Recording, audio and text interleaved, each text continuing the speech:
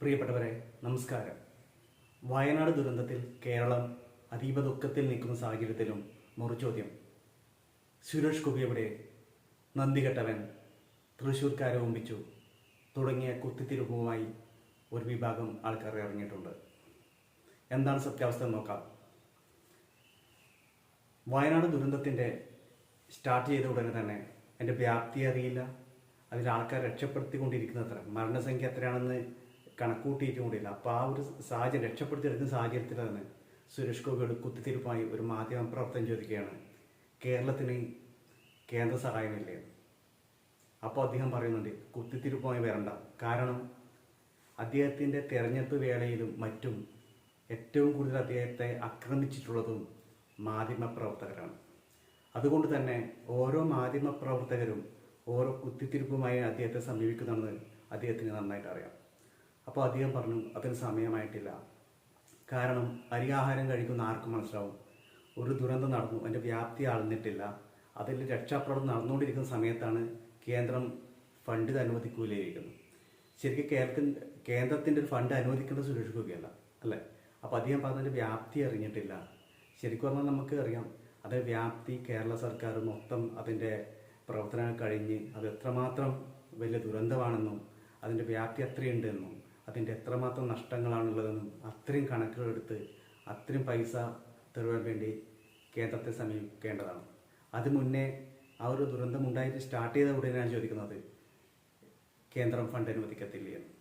അപ്പോൾ തന്നെ അതൊരു കുത്തിത്തിരിപ്പാണെന്ന് അദ്ദേഹത്തെ മനസ്സിലാവുകയും അദ്ദേഹം നല്ലൊരു മറുപടി കൊടുക്കുകയും ചെയ്തു. അപ്പോൾ അതൊക്കെ പൊക്കി പിടിച്ചിട്ടാണ് സോഷ്യൽ മീഡിയയിൽ സുരേഷ് ഗോപി അറ്റാക്ക് ചെയ്യുന്നത്. രണ്ടാമത്, അർജുൻ വിഷയത്തിൽ സുരേഷ് ഗോപി മുമ്പത്തെ ഒരു സുരേഷ് ഗോപി അല്ല ഇപ്പോൾ. കാരണം അദ്ദേഹത്തിന് കുറച്ച് ഉത്തരവാദിത്തങ്ങളുണ്ട്. പണ്ട് സ്റ്റേറ്റ്മെൻറ്റ് ഇറക്കുന്ന പോലെ പെട്ടെന്ന് ഓരോന്നും കാര്യങ്ങൾ പറയാൻ പറ്റില്ല. അദ്ദേഹം ഒരു പൊസിഷനിൽ ഇരിക്കുന്ന ഒരാളാണ്. അപ്പോൾ അദ്ദേഹം പുതിയൊരു സീറ്റിലേക്ക് വന്ന ആ സീറ്റൊന്നും ഉറച്ചിട്ടില്ല. അതിൽ പഠിച്ചിരിക്കുകയും അതിൻ്റെ തിരക്കും മീറ്റിംഗ് കാര്യങ്ങളായിട്ട് പുറത്തിറങ്ങുമ്പോൾ അപ്പോഴാണ് മാധ്യമങ്ങൾ അർജുൻ്റെ വിഷയം അദ്ദേഹത്തെ ബോധ്യപ്പെടുത്തുന്നത്. അപ്പോൾ അദ്ദേഹം ചോദിച്ചിട്ടുണ്ട്, അതെയോ, അയാൾ ആദ്യമായിട്ട് കേൾക്കുന്ന ഒരു സംഭവമാകുമ്പോൾ അതൊന്നും ഞെട്ടലുണ്ടാവും. രണ്ടാമത് അർജുൻ്റെ വീട്ടുകാരുടെ ഫോൺ നമ്പർ ഉണ്ടോ എന്ന് അന്വേഷിക്കുന്നുണ്ട്. അദ്ദേഹം അറിഞ്ഞ ഉടനെയാണ് കർണാടക സ്റ്റേറ്റുമായിട്ട് നന്നായി ബന്ധപ്പെട്ട്, അതുപോലെ നരേന്ദ്രമോദിയായും ബന്ധപ്പെട്ട് സൈന്യത്തിൻ്റെ ഇടപെടലും അതിനുശേഷമാണ് മൊത്തം നടക്കുന്നത് നമുക്ക് കാണാൻ പറ്റും. കേരള ഗവൺമെൻറ് അതിന് മുന്നേ നടത്തുന്നുണ്ട്, അതുമൊക്കെ സുരേഷ് ഗോപിയുടെ കാര്യമാണ് ഞാൻ പറയുന്നത്, ചില അദ്ദേഹം അറ്റാക്ക് ചെയ്യുന്നത് കൊണ്ട്. അപ്പോൾ ഈ വയനാട് ദുരന്തത്തിൽ ശരിക്കും സുരേഷ് ഗോപി നാട്ടിലെ ഒരു സിനിമാ പ്രവർത്തനമായിട്ട് നാട്ടിലുണ്ടാകാൻ തന്നെ ഫസ്റ്റ് ഒരു കൈക്കോട്ട് എടുത്ത് രക്ഷാപ്രവർത്തനം അദ്ദേഹം വരുമെന്ന് 100% വിശ്വസിക്കുന്ന ഒരാളാണ് ഞാൻ. കാരണം അദ്ദേഹം ഒരു രാഷ്ട്രീയക്കാരനായിട്ടുള്ള അദ്ദേഹത്തെ ആൾക്കാർ ഇഷ്ടപ്പെടുന്നത്. അദ്ദേഹം ഒരു പൊതുപ്രവർത്തകൻ, ഒരു നല്ലൊരു മനസ്സിനുടമ എന്ന നിലയിലാണ്. അപ്പോൾ ഇപ്പോൾ നിലവിൽ ഈ വയനാട് ദുരന്തത്തിൽ അദ്ദേഹത്തെ കണ്ടില്ല, അദ്ദേഹം എവിടെയായിരുന്നു, അതൊന്നും ആരും അന്വേഷിച്ചിട്ടില്ല. കാരണം അദ്ദേഹം ആ സമയത്ത് അദ്ദേഹം ഒരു മനുഷ്യനാണ്. പനി പിടിച്ച് ഡൽഹിയിൽ ഹോസ്പിറ്റലും മറ്റുമായി റെസ്റ്റിലും കാര്യത്തിലായിരുന്നു അദ്ദേഹം. ഇപ്പം പൊതുവെ മൊത്തത്തിലൊരു പനിയുണ്ടല്ലോ, അത് രീതിയിൽ ഒരു വൈറൽ പനിയായിരുന്നു അദ്ദേഹത്തിനൊന്ന് അറിയാൻ സാധിച്ചു.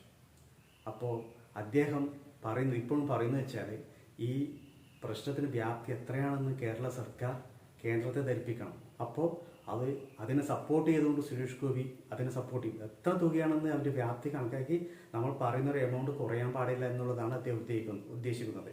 കാരണം അദ്ദേഹം മന്ത്രി മുഹമ്മദ് റിയാസുമായൊക്കെയായി നന്നായി ചർച്ച നടത്തിയിട്ടുണ്ട്. അപ്പോൾ കേരളത്തിൻ്റെ കൂടെ കൈപിടിച്ച് സുരേഷ് ഗോപി ഈ വിഷയത്തിൽ കേന്ദ്രത്തിനോട് അഭ്യർത്ഥിക്കാനാണ് ഈ സമയം അദ്ദേഹം ആഗ്രഹിക്കുന്നതെന്ന് തോന്നുന്നു. അപ്പോൾ ഇത്തരം കാര്യങ്ങൾ അദ്ദേഹം എവിടെയായിരുന്നു, അദ്ദേഹം സുഖമുണ്ടോ, അദ്ദേഹത്തിന് നെഗറ്റീവ് കാര്യങ്ങൾ മാത്രം എടുത്ത് കൊണ്ടുവരുന്ന മീഡിയക്കാർ അദ്ദേഹത്തെ പോസിറ്റീവ് വശവും കൂടെ കാണിട്ടതായിരുന്നു. അപ്പോൾ ഇത്തരം മാധ്യമ പ്രവർത്തകരോട് നമ്മുടെ മുഖ്യമന്ത്രി മുമ്പ് കടക്ക് പുറത്ത് എന്ന് പറഞ്ഞത് വളരെ ആവശ്യമാണെന്ന് തോന്നിപ്പോയി. അതുകൊണ്ട് തന്നെ മാധ്യമ പ്രവർത്തകർ നല്ല രീതിയിൽ ഇടപെടുന്നുണ്ട്. ഇപ്പോൾ അർജുൻ വിഷയത്തിലായാലും മറ്റ് രക്ഷാപ്രവർത്തനത്തിലായാലും മാധ്യമം ഒരുപാട് നല്ല കാര്യങ്ങൾ ചെയ്യുന്നുണ്ട്. അത് പ്രത്യേകം എടുത്തു പറയേണ്ടത് നമ്മുടെ റിപ്പോർട്ടർ ചാനൽ അരുൺകുമാറുമായി ഒരുപാട് അഭിപ്രായ വ്യത്യാസമുള്ള ഒരാളാണ് ഞാൻ. കാരണം മോഹനൻ വൈദ്യരുടെ പതനത്തിന് കാരണം തന്നെ അദ്ദേഹത്തിൻ്റെ ചർച്ചയും അദ്ദേഹത്തിൻ്റെ ഒരു വ്യക്തിയെ തേജോവധം ചെയ്യുന്ന രീതിയിലുള്ള ചർച്ചകളൊക്കെ നമ്മൾ കണ്ടതായിരുന്നു. അപ്പോൾ അദ്ദേഹത്തോട് ഇത്തരം കാര്യങ്ങൾ വിയോജിപ്പുണ്ട്. എങ്കിലും ഇത്തരം രക്ഷാപ്രവർത്തനത്തിലെ മുന്നിട്ടിറങ്ങുന്ന ഒരു മാധ്യമം നല്ലൊരു നല്ലൊരു ധർമ്മം അദ്ദേഹം കാഴ്ചവെക്കുന്നുണ്ട്. അതുകൊണ്ട് എനിക്കൊരു അഭിപ്രായം പറയാനുള്ളത് വെച്ചാൽ എന്ത് വിഷയമായാലും പെട്ടെന്ന് അറിയുന്ന മാധ്യമക്കാരാണ്. അപ്പോൾ ഇവർക്ക് മുന്നേ ഒരു റെസ്ക്യൂ ടീമിനെ ബന്ധപ്പെട്ട് സജ്ജീകരിച്ച് നിർത്തിയാൽ ഇവരാ വാർത്ത അറിഞ്ഞുകൊണ്ട് തന്നെ ഇവർക്ക് ഈ ഒരു സെറ്റിന് കൂടെ അവിടെ എത്തിച്ചാൽ ഇവർ റിപ്പോർട്ട് ചെയ്തിട്ട് മറ്റൊരു വരുന്നുണ്ടോ എന്ന് കാത്തിക്കുന്നതിന് മുമ്പേ ഇവർക്ക് ഒരു ടീമിനെ ഉൾപ്പെടുത്താൻ പറ്റിയിട്ടുണ്ടെങ്കിൽ അത്തപ്പുറം രക്ഷപ്പെടുത്താൻ അവിടെ നടക്കുമെന്ന് വിശ്വസിക്കുന്ന ഒരാളാണ് ഞാൻ. രണ്ടാമത് ഈ മാധ്യമ പ്രവർത്തന കുത്തിത്തിരിപ്പ്, അതായത് അർജുൻ്റെ ലോറി മണ്ണിനടിയിൽ പെട്ടു, ആ റോട്ടിലുണ്ടെന്ന് നമ്മൾക്ക് ധാരിച്ചത് ആദ്യം അല്ലേ. അപ്പോൾ ആ റോട്ടിലത്തെ മണ്ണുകൾ മാറ്റാൻ വേണ്ടി നമ്മുടെ രഞ്ജിത്ത് ഇസ്രായേൽ ഒരുപാട് പാവം ഒരുപാട് കഷ്ടപ്പെട്ടു. അതിനടിയിലുണ്ടെന്ന് എല്ലാവരും വിചാരിച്ചു. ലാസ്റ്റ് അതിനടിയിൽ ഇല്ലാത്തപ്പോൾ അദ്ദേഹം കുറ്റം പറയും. അദ്ദേഹം എടുത്ത എഫേർട്ട് തന്നെ വളരെ വില കുറച്ച് കാണുകയും ചെയ്തു. ഇത്തരം കുത്തിത്തിരിപ്പ് മാധ്യമങ്ങളൊക്കെ ജനങ്ങൾ തള്ളിപ്പറയേണ്ടതാണ്. അതുകൊണ്ട് തന്നെ ഈ സാഹചര്യത്തിൽ ഈ ഘട്ടത്തിൽ നമ്മുടെ സ്റ്റേറ്റ് ഗവൺമെൻറ് വളരെ സാമ്പത്തികമായി പരിതാപകരമായി പോകുന്ന അവസ്ഥയാണെന്ന് നമുക്ക് എല്ലാവർക്കും അറിയാം. ഇപ്പം ആരും രാഷ്ട്രീയം കളിക്കേണ്ടുന്ന സമയമല്ല. അപ്പോൾ നമ്മൾ ഇത്തരം പ്രവർത്തനങ്ങൾ വയനാട്ടിൽ ഏകോപിപ്പിക്കണമെങ്കിൽ ഒരുപാട് പണത്തിൻ്റെ ആവശ്യമുണ്ട്. അപ്പോൾ സ്റ്റേറ്റ് ഗവൺമെൻറ്റിനെ സഹായിക്കുക എന്നുള്ളത് പൗരൻ എന്നില്ല നമ്മൾ ഓരോരുത്തരും കടമയാണ്. അതുപോലെ സുരേഷ് ഗോപിയും സ്റ്റേറ്റ് ഗവൺമെൻറ് ഒത്തൊരുമിച്ച് കേന്ദ്രത്തോട് വലിയൊരു തുക ഇതിനായി ആവശ്യപ്പെടുകയും അത് സഹായിക്കും എന്നൊക്കെ പ്രതീക്ഷിക്കുന്നു. അതുപോലെ തന്നെ ഈ ബാക്കിയുള്ളവർക്ക് എല്ലാവർക്കും ഒരു പുനരധിവാസം എത്രയും പെട്ടെന്ന് സാധ്യമാകട്ടെ.